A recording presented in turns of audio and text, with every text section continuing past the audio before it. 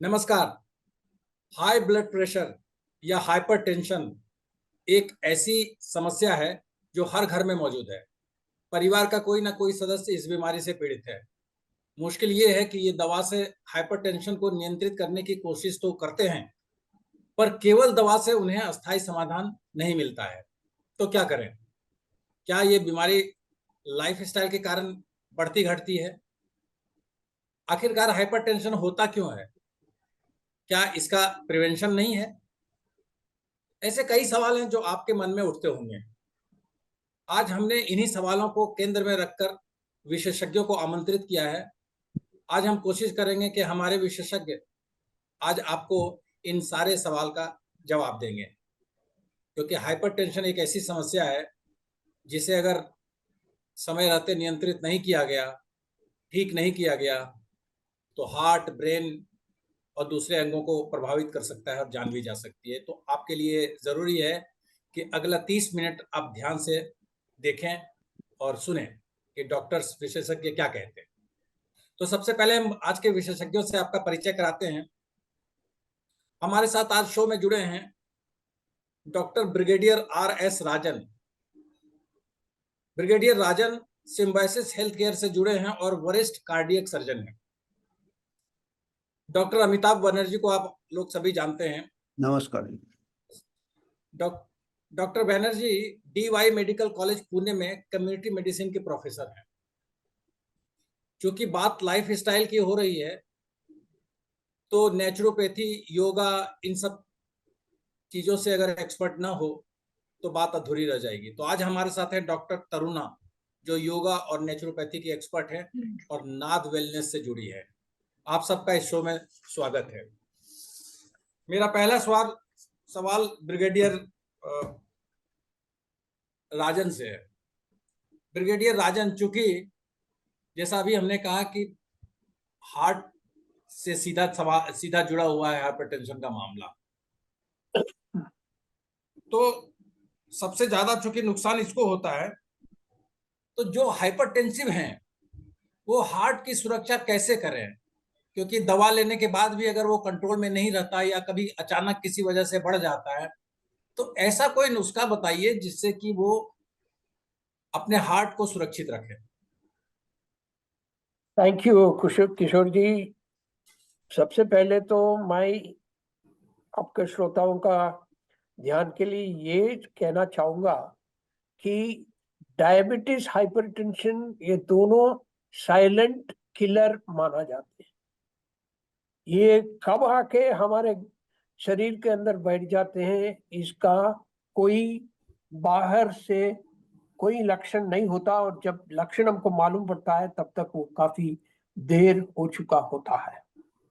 और दूसरी बात है, ये दोनों जब तक कॉम्प्लिकेशन नहीं पैदा करते हैं उसका ध्यान हम नहीं देते आमतौर पे।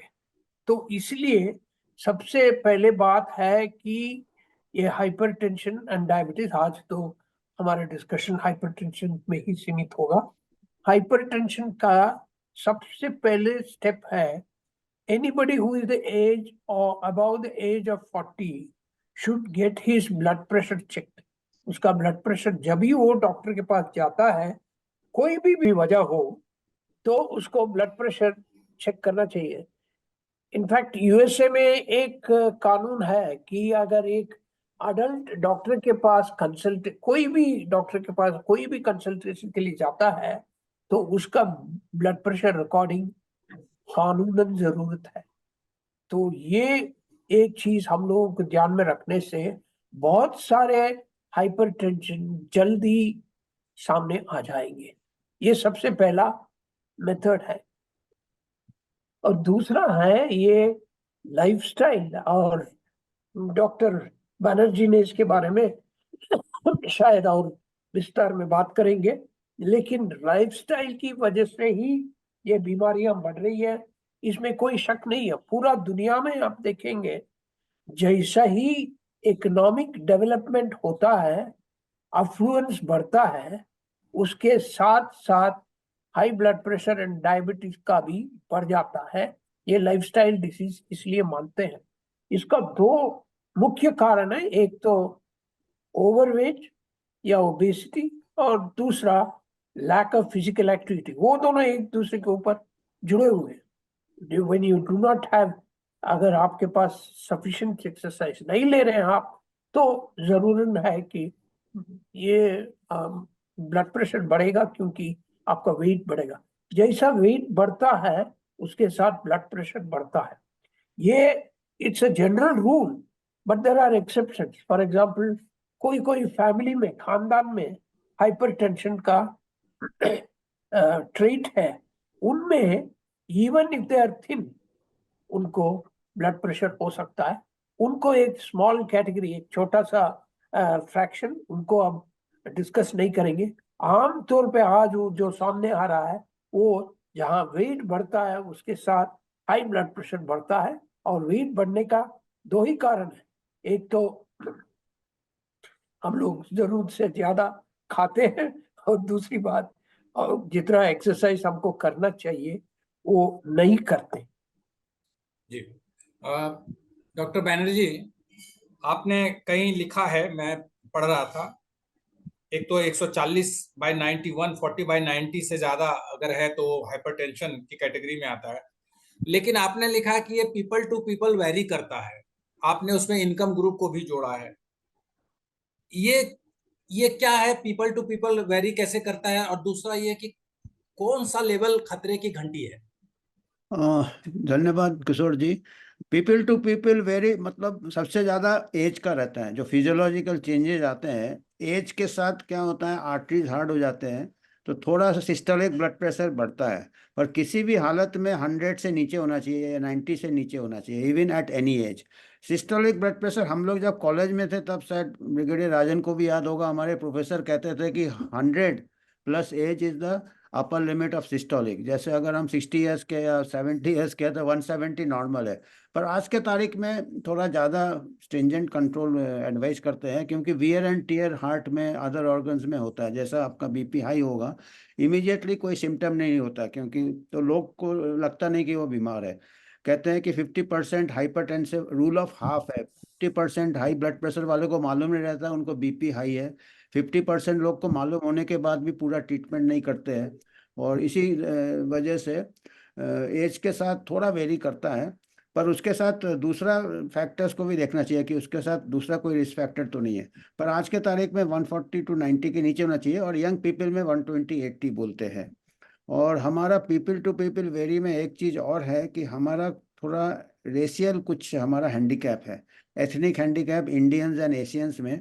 कहते हैं कि अगर अर्ली चाइल्ड मेल न्यूट्रिशन है, इंट्रायूटेराइन ग्रोथ रिटार्डेशन, हमारा लो बर्थ वेट बच्चे होते हैं, या अंडर 5 मेल न्यूट्रिशन हमारा 30% करीब है, तो ये बच्चे जब बड़े होते हैं they have a tendency of insulin resistance, जिसमें कि डायबिटीज़ का खतरा रहता है। अर्ली एज में बिलो 50 ईयर्स जिनको हाई बीपी है, उनका चांसेस है कि उनको चाइल्ड मेल न्यूट्रिशन से वो शायद प्रभावित हुए हैं, और वो फैट कार्बोहाइड्रेट मेटाबॉलिज्म ठीक से कर नहीं पाते हैं। तो उनको क्या है कि एक तो इंसुलिन रेजिस्टेंस होता है, डायबिटीज टेंडेंसी होता है, हाई ब्लड प्रेशर टेंडेंसी होता है, क्योंकि इंसुलिन रेजिस्टेंस के साथ उनका किडनी क्या है, सोडियम को रिटेन करता है, कुछ ब्लड वेसल्स में चेंजेस होते हैं, कुछ हार्मोनल चेंजेस होते हैं। तो इसके लिए हमारे एशियंस में 10 से 20 साल पहले हमारे नॉन कम्युनिकेबल डिजीज के चांसेस बढ़ जाते हैं, because of this Barker hypothesis कहते हैं। हालांकि एक डिबेटेड है कि young male nutrition in early childhood, जो कि हमारे देश में काफ़ी कॉमन है, predisposes to adult hypertension, diabetes and central obesity. अगर आप देखेंगे हमारे इंडियंस लोग का सेंट्रल ओबेसिटी ज़्यादा रहता है, पेट के चारों तरफ फैट ज़्यादा जमता है। तो इसके लिए हमारे को जो ब्लड प्रेशर और ग्लूकोज इंटॉलरेंस या इंसुलिन रेजिस्टेंस ज़्यादा चांसेस है। तो बाई एंड लार्ज जितना कम हो बीपी उतना अच्छा है। और पूरा पॉपुलेशन, हमारे जो पॉपुलेशन है they are more susceptible to overweight. जैसे ब्रिगेडियर राजन ने कहा, overweight is a major risk factor because of this genetic हमारा जो हैंडीकैप है। यहाँ तक कहते हैं कि जो जो जो कंट्रीज में फैमिन्स बहुत हुए हैं, हमारे यहाँ जो फैमिन पास्ट में बहुत हुए हैं, बंगाल फैमिन या ये फैमिन, और भी फैमिन होते थे, डिप्राइवेशन होते थे, तो उसमें क्या है कि एक जीन हमारा जेनेटिक सिलेक्शन हो जाता है, जिसको थ्रिफ्टी जीन कहते हैं, कि वो जीन वही, जो लोग अपने चारों तरफ फैट एक्यूमुलेट कर लेते हैं वही सरवाइव कर पाए ड्यूरिंग द फैमिन। तो उससे क्या हो गया हमारा जो है कि दैट जीन जेनेटिक हैंडीकैप एक है। ये भी एक हाइपोथेसिस है कि हमारे यहाँ जहाँ जहाँ डिप्राइव्ड पॉपुलेशंस है उन लोग को एडल्ट एज में भी दे कैनॉट मेटाबोलाइज कार्बोहाइड्रेट, और हमारे डाइट में कार्बोहाइड्रेट भी ज़्यादा रहता है। तो इसलिए हमको थोड़ा ज़्यादा लाइफस्टाइल, और अभी हम रैपिडली ग्रोइंग इकोनॉमी है, इंडिया हुआ, ब्राज़ील हुआ, तो इसमें फास्ट फूड और लैक ऑफ एक्सरसाइज, ये हाइपरटेंशन का इसलिए ज़्यादा ये है। डॉक्टर साहब, अभी आपने कहा 140/90 नॉर्मल माना जाता है। अगर कोई पेशेंट 50 प्लस है हाँ, और अच्छा एक्सरसाइज और डाइट वगैरह सब ठीक है और अंडर मेडिकेशन है, तो अंडर मेडिकेशन के बावजूद अगर 140/90 आता है तो उसे नॉर्मल माना जाएगा? एक फैक्टर नहीं होते, एक तो एक रीडिंग का कोई, उसको 2-3 बार रीडिंग करना चाहिए, क्योंकि कई बार डॉक्टर के ऑफिस में भी रीडिंग हाई आता है, जिसको वाइट कोट कहते हैं, घबराहट से हाई आता है। और दूसरी बात है कि 140-90 बॉर्डर लाइन है, अगर और कोई रिस्क फैक्टर नहीं है तो एक प्री हाइपरटेंशन भी टर्म कहते हैं, कि उसको क्या है कि हम उसको फॉलो अप में रखेंगे। We may not increase the dose और we not start the medication, but we will advise to keep under follow up, उसको प्री हाइपरटेंशन कहते हैं। और this is the actual category of people who can benefit most from lifestyle. Lifestyle से वो BP कम हो सकता है, शायद मेडिकेशन की जरूरत भी नहीं पड़े जो प्री हाइपरटेंशन में। तो ये बहुत अच्छा है कि प्री हाइपरटेंशन में अगर हम आइडेंटिफाई कर ले लोगों को, उनको लाइफस्टाइल मॉडिफिकेशन हम एडवाइस करें, तो उससे हम काफ़ी हद तक कंट्रोल कर सकते हैं। डॉक्टर तरुणा, चूंकि बात लाइफ स्टाइल की हो रही है, तो आपसे ज्यादा कोई अच्छे से नहीं बता सकता है, क्योंकि मुझे पता है कि आपके सेंटर में लाइफ स्टाइल से जुड़े सारे मॉडिफिकेशन किए जाते हैं। तो आप बताइए कि आप अगर आपके पास हाइपरटेंशन के मरीज आते हैं तो आप उनका लाइफ स्टाइल मॉडिफिकेशन कैसे करते हैं? पहले तो धन्यवाद सबका मुझे बोलने का मौका देने के लिए। जैसा कि ब्रिगेड सर ने कहा, राजन सर ने कहा कि लाइफस्टाइल मेन फैक्टर है हाइपरटेंशन का।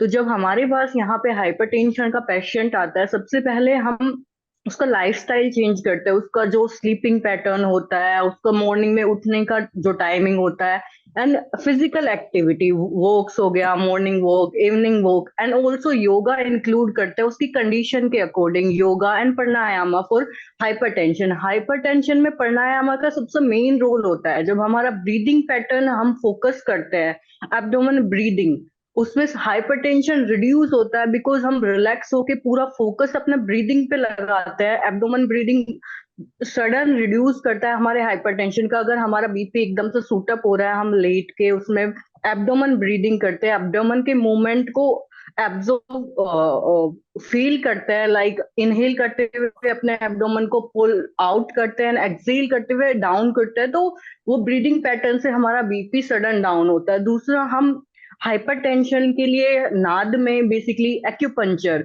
जो हम हाइपरटेंशन के लिए देते हैं, क्योंकि लीवर एंड किडनी इफेक्ट करता है हाइपरटेंशन, तो हम बेसिकली एक्यूपंक्चर में लीवर एंड किडनी के पॉइंट चूज करके उस डिजीज क्योर करने की ट्राई करता है। दूसरा मसाजेस हो गया, काफ मसाज, जो हमारा सेकंड हार्ट भी बोला जाता है, काफ मसाज से भी बीपी रिड्यूस होता है।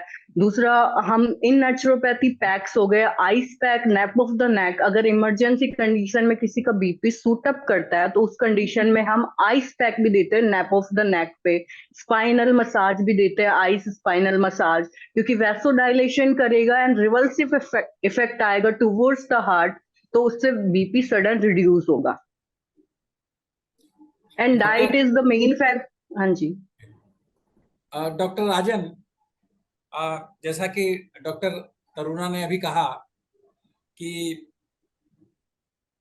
लीवर और किडनी पे भी असर पड़ता है, क्या हाइपरटेंशन ब्रेन और हार्ट के अलावा लिवर और किडनी या दूसरे ऑर्गन्स को सीधा प्रभावित करता है, और करता है तो कैसे करता है, क्या प्रिवेंशन है? बिल्कुल करता है। डायबिटीज एंड हाइपरटेंशन दोनों जैसा जुड़वा भाई जैसे हैं, क्योंकि दोनों का हिस्ट्री बराबर है कि साइलेंट है और कॉम्प्लिकेशन से ही पता चलता है, और ये दोनों हेड टू फुट सब ऑर्गन्स को अफेक्ट करते हैं, हाइपरटेंशन हो या डायबिटीज हो। हाइपरटेंशन भी पक्का किडनी को तो करता ही करता है, और ये सब एक दूसरे के साथ जुड़ा हुआ एक अच्छा बैलेंस सिस्टम है। उसमें कोई भी इम्बैलेंस हो तो नॉर्मल है कि बाकी भी अफेक्ट हो जाएंगे। इसके साथ साथ मैं ये बात भी एक बार दोहराना चाहूंगा जो कर्नल बैनर्जी ने कहा कि ये थ्रिफ्टी जीन जो है वो हमारे शरीर को, जो खाना हम खाते हैं उसको कैसा एडिपोसिटी, एब्डोमिनल एडिपोसिटी जो तोंत बोलते हैं, वो कैसा होता है, ये अभी रिसर्च में है, लेकिन ये पक्का है कि ये थ्रिफ्टी जीन की वजह से है। और इसमें दो बात ध्यान रखने का है। एक तो है कि जब डिप्राइव्ड इकोनॉमी जैसा उन्होंने बताया, वहां अगर तरक्की होना शुरू हो जाता है और लोगों को खाना पीना अच्छा मिल जाता है तो उनको फट से ये एब्डोमिनल एडिपोसिटी होता है, उसके साथ उसका कीमत तो चुकाना पड़ेगा, वो हाइपरटेंशन एंड डायबिटीज का। ये कहाँ पर प्रूव हुआ है? यूएस में प्रूव हुआ है, जहां हमारे लोग काफी संख्या में गए हैं। वो जब अफ्लुएंट सोसाइटी में पहुंच गए, उनके incidence of high blood pressure, heart disease, diabetes, ये सब अमेरिकन एवरेज अमेरिकन से ज्यादा है और जल्दी होता है। उनका 50 साल में होगा तो इंडियंस को 40-35 साल में हो जाता है। तो ये बातें हमको ध्यान रखते हुए हमको ये लाइफस्टाइल के बारे में बहुत ज्यादा ध्यान देना जरूरत है। और इसका तीसरी भाग तो मैंने बताया नहीं, डॉक्टर करुणा ने उसको कवर कर दिया। ये मानसिक हेल्थ का भी बहुत जरूरी है कि अटेंशन देना। उसमें वो लोग जो बोलते हैं दिनचर्या, अगर रेगुलर पैटर्न में हम खाएं पिए, रेगुलर पैटर्न में सोए तो, और इसके साथ योगा करें तो अपना मन शांति रहता है और उसकी वजह से भी ब्लड प्रेशर कम जरूर होता है। और उसके अलावा ऑफ कोर्स एक्सरसाइज तो करना है, किसी किस्म का एक्सरसाइज करिए, वो whether it is walking, jogging, cycling, swimming, कोई एक्टिव एक्सरसाइज होना चाहिए। मुझे अफसोस है, मैं जब यंग स्टूडेंट्स को ये बताता हूँ क्या खेलते हो, हमको एक ही जवाब आता है, क्रिकेट। मैं उनको बार बार बोलता हूँ क्रिकेट में उतना एक्सरसाइज नहीं मिलता है। आपको अच्छा एक्सरसाइज नहीं मिलना है तो और कोई गेम खेलो। धोनी और कोहली को देखो, वो क्रिकेट के बाद फुटबॉल खेलते हैं। क्यों?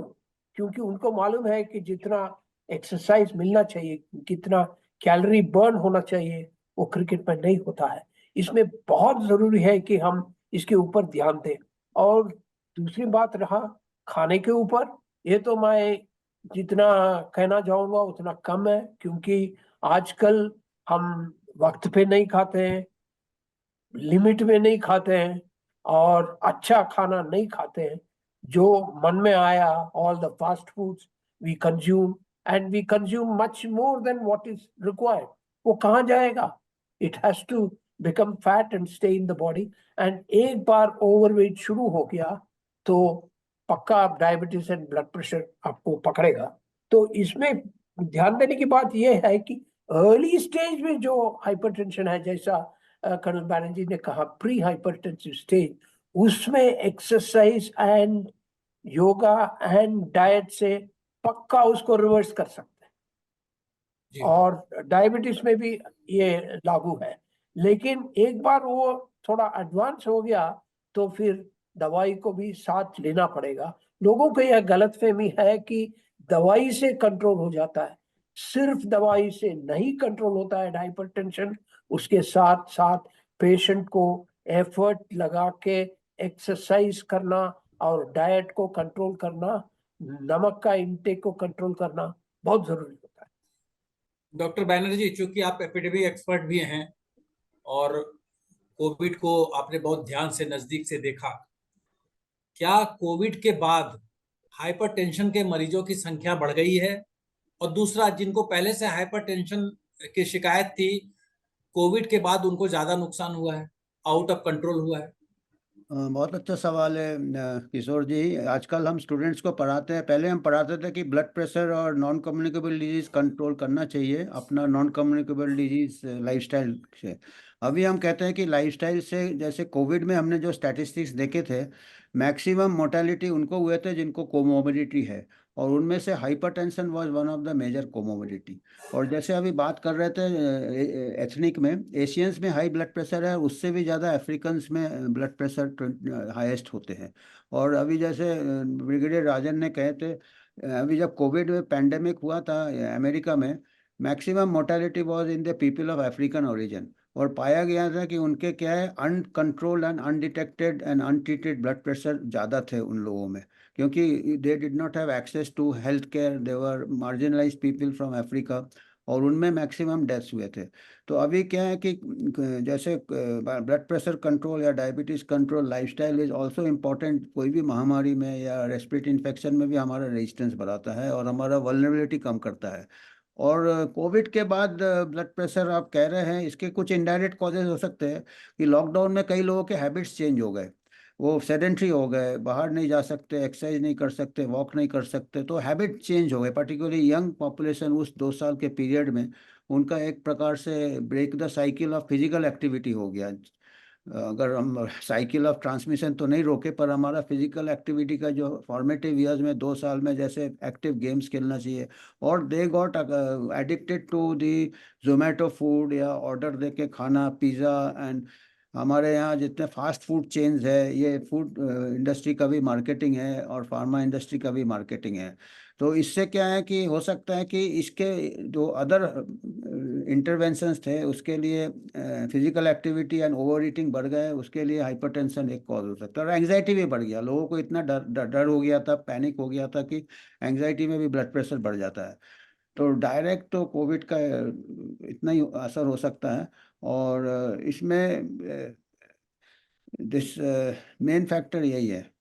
और दूसरे कॉम्प्लिकेशंस आप बोल रहे थे, हाइपरटेंशन में स्ट्रोक भी हो सकता है, जिसको पैरालिसिस कहते हैं, ऊपर से नीचे तक, जैसे ब्रिगेडियर राजन ने कहा। फिर सबसे इम्पोर्टेंट हमको आई चेकअप कराना चाहिए रेगुलर, जिनको हाइपरटेंशन है। Sometimes the earliest changes are detected in the retina, जो अंदर का पर्दा होता है उसमें हेमरेज हो सकता है, तो हमारा विजुअल इम्पेयरमेंट भी हो सकता है इन हाइपरटेंशन। तो eye is a important organ, kidney वगैरह बताए हैं, हार्ट बताए हैं, लिवर बताए हैं, बट ऑल ऑर्गन्स।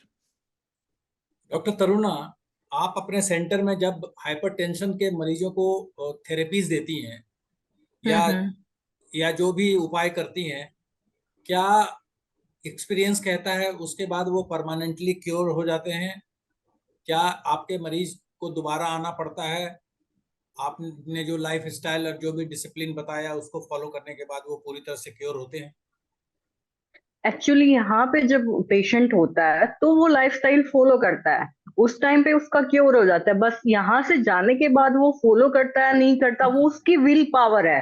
वो करता है तो वो क्योर है, अगर वो नहीं करेगा तो ऑब्वियसली वो आएगा वापस से, क्योंकि ये लाइफस्टाइल डिसऑर्डर है। उसने बंद कर दिया यहाँ से जाने के बाद योगा, प्राणायाम या जो भी हमने डाइट फॉलो अप दिया, तो ऑब्वियसली उसको वो वापस से होगा, क्योंकि वो लाइफस्टाइल ही मॉडिफिकेशन की वजह से यहाँ पे चेंजेस हुए थे। उनका ब्लड प्रेशर लाइफस्टाइल चेंजेस की वजह से डाउन हुआ था, बट वो वापस से वो चीज नहीं फॉलो करेंगे तो ऑब्वियसली वो सूटअप करेगा। डॉक्टर तरुणा, अभी डॉक्टर राजन ने एक बात कही नमक के बारे में, नमक का जिक्र किया। आप जी। चूंकि डाइट वगैरह भी देखती हैं, तो ये नमक को लेके बहुत सारा कंफ्यूजन है लोगों में। नमक कितना हम्म। लें, कैसे लें, ऊपर से नमक ना लें, एक दिन नमक ना खाएं, क्या है सही पिक्चर? एक्चुअली हम नाद में व्हाइट सोल्ट यूज ही नहीं करते, we are using Himalayan pink salt. So यहाँ पे वो चीज को लेके भी कुछ पेशेंट हाइपरटेंशन के होता है, बट उनको हाइपोटेंशन हो जाता है, लो ब्लड प्रेशर हो जाता है, बिकॉज सोडियम इनटेक हम बंद कर देते हैं, white sugar and white salt दोनों ही हम बंद कर देते हैं। उसकी वजह से डाउन हो जाता है, सोडियम इनटेक डाउन होता है, उसकी वजह से ब्लड प्रेशर ऑटोमेटिकली डाउन होगा। डॉक्टर राजन, क्या लो बीपी भी उतना ही खतरनाक है जितना हाई बीपी? ये बहुत कम लोगों में होता है, इतना हम लोग इसके बारे में परवाह करने की जरूरत नहीं है, और वो जल्दी भी ठीक हो जाता है। नमक खा लो, अचार खा लो, पापड़ खा लो, ब्लड प्रेशर ठीक आ जाता है। जिनको उसके बावजूद वो ठीक नहीं होता है, उनको फर्दर इन्वेस्टिगेशन करना होता है। लेकिन हाइपोटेंशन जो हाइपरटेंशन के ऑपोजिट है, वो बहुत ही कम है, बहुत कम केसेस हमने ऐसा देखा है। लेकिन जो बात डॉक्टर करुणा ने कहा, उसके साथ साथ मैं ये कहना चाहूंगा कि हाइपरटेंशन का पहला इलाज करने वाला पेशेंट खुद है। ये लोगों को समझ में नहीं आता है। वो जाते हैं, डॉक्टर पिल्स लिखता है और बोलते हैं अभी कंट्रोल में रहेगा, और कोई कोई ये रॉन्ग बिलीफ में है कि वो क्योर हो जाएगा। हाइपरटेंशन डायबिटीज क्योर नहीं होता है, कंट्रोल होता है। रिवर्स हो सकता है अगर अर्ली स्टेज में हम उसको पकड़ेंगे तो। और इसमें सबसे बड़ा परिश्रम जो है, एफर्ट जो है, वो पेशेंट की तरफ से होना चाहिए। जैसा उन्होंने बताया, डॉक्टर उस तरफ फिट कर लिया, उसके बाद आप अपने मनमानी फिर शुरू कर दिए, तो वो पक्का इसको, क्योंकि लाइफस्टाइल जो चेंज करने वाला आप है खुद, उसको कोई उसको एक इंजेक्शन देके ठीक नहीं कर सकता, कम से कम अभी तक तो इसलिए खुद को वो होना चाहिए कि मैं इसको कंट्रोल करूंगा करके। डॉक्टर बैनर्जी, एक आखिरी सवाल आपसे। बहुत से लोगों ने हमसे यह सवाल किया है और कहा है कि आपसे पूछूं। घर में लोग बीपी चेक करते हैं, अस्पताल या क्लिनिक जाकर रोज चेक नहीं कर सकते हैं, तो घर में मशीन रखते हैं, अच्छी अच्छी कंपनी के मशीन रखते हैं। और वो मशीन जो है पिछले मतलब 5 बार अगर लगातार करें तो पांचों में अलग अलग रीडिंग और बहुत ज्यादा अंतर से देता है। कितना विश्वास किया जाए उस पर? ये तो देखिए, मशीन नहीं है, इंसान का भी बीपी दिन में कई बार चेंज होता है। सुबह के टाइम ज्यादा रहेगा तो नहीं सर, मैं तो 5 मिनट में 5 बार की बात कर रहा हूँ। अच्छा, इतना तो नहीं होना चाहिए, इतना चेंज तो नहीं होना चाहिए।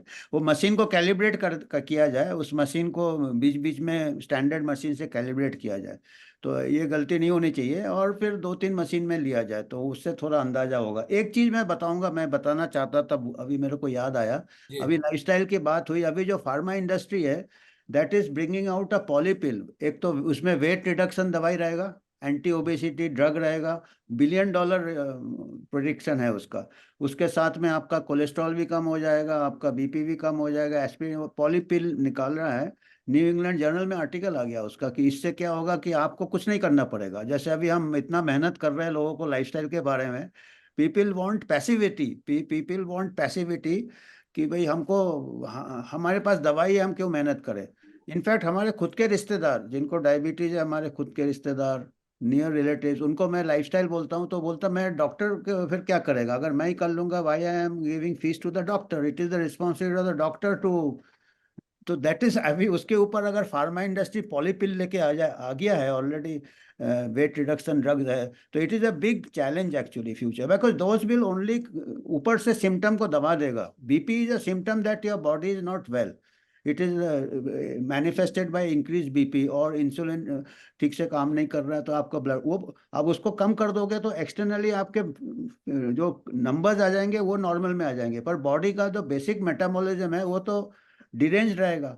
ये लोग को समझना चाहिए कि ये पॉलीपिल ऊपर से चीज को दबा देगा, पर अंदर से आपका जो फिजियोलॉजिकल हेल्थ रहेगा, क्योंकि ये जो फिजिकल एक्टिविटी करते हैं ये खाली बीपी नहीं कम करता है, इट कॉजेस एंडोर्फिन रिलीज करता है, आपका ब्रेन से कुछ केमिकल्स निकलते हैं, आपके फिजियोलॉजिकल चेंजेस होते हैं। आधा घंटा भी एक्सरसाइज करें, 10 मिनट भी करें तो ब्लड सर्कुलेशन होते हैं, आर्टरीज आपके खुल जाते हैं। तो इसके एक्सरसाइज के कई बेनिफिट हैं, ये समझना चाहिए लोगों को। ये मार्केटिंग आने वाला है पॉलीपिल और वेट रिडक्शन, तो इससे थोड़ा ये कुछ केसेस में हो सकते हैं अंडर फिजिकल, ये कुछ सीरियस केसेस में, रिट्रैक्टेबल केसेस में they may be of use, but across the board ये मास कंजम्पशन में फर्क प्रॉब्लम हो जाएगा इसका। थैंक यू डॉक्टर साहब, थैंक यू डॉक्टर्स, आप सब आए हमारे प्रोग्राम में और जनता के कई सवालों का जवाब दिया और उनका भ्रम दूर किया। बहुत बहुत शुक्रिया आप सबका। और हम अगले एपिसोड में आएंगे फिर एक नए सब्जेक्ट के साथ, नए विशेषज्ञों के साथ। तब तक आज्ञा दीजिए, नमस्कार।